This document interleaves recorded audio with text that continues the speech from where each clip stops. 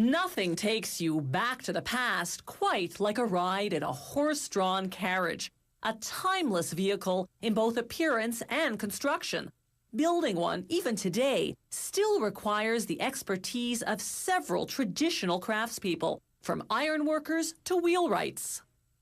The carriage's turning mechanism is a fifth wheel that's positioned horizontally above the two front wheels.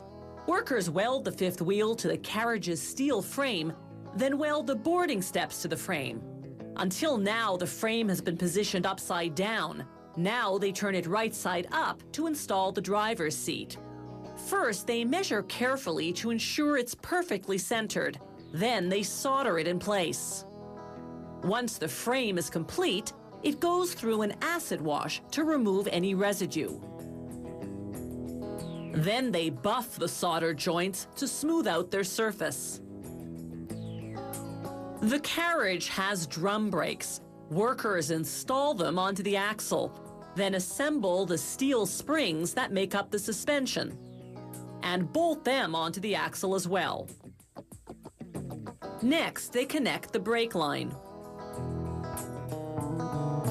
Then they install the whole assembly under the carriage's frame. Like in the olden days, they make the wheels out of wood.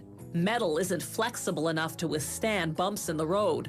They use ash because it's a very hard wood that also doesn't rot easily. Workers position 16 spokes around a steel hub. They clamp the spokes in place, compressing them against the hub. Then they secure them with nuts and bolts.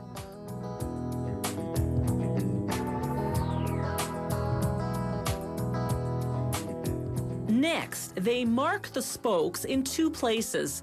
The first line shows how long to cut each spoke. The second line, how far to dowel the end. To form the dowel, they first shape the end into a cone. Then the cone into a dowel.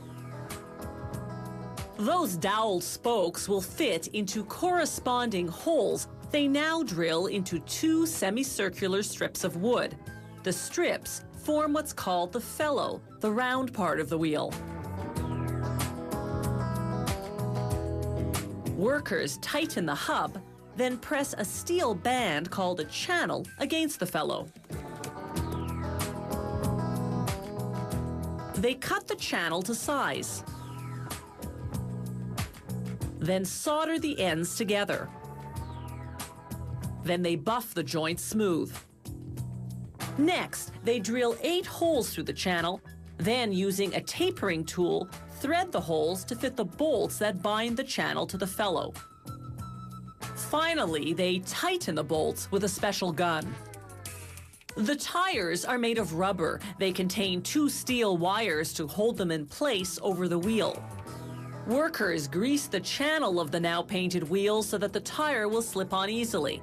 Then they mount the wheel on the automated tire installation machine, which pulls on the wires, installing the tire tightly over the wheel. They weld the wire ends together using bronze solder this time for a stronger joint. Then, here comes the high-tech part, they bang the wheel on the ground 4 or 5 times until the distance between the tire ends closes, covering the welded wires inside. A tap of the hammer, followed by a final bang, ensure the tire joint is secure. Now they can mount the wheels onto the axles and install the axles under the body of the carriage.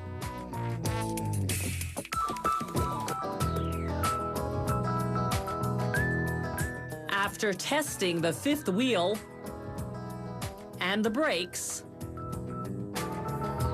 it's time to apply the finishing artistic touches.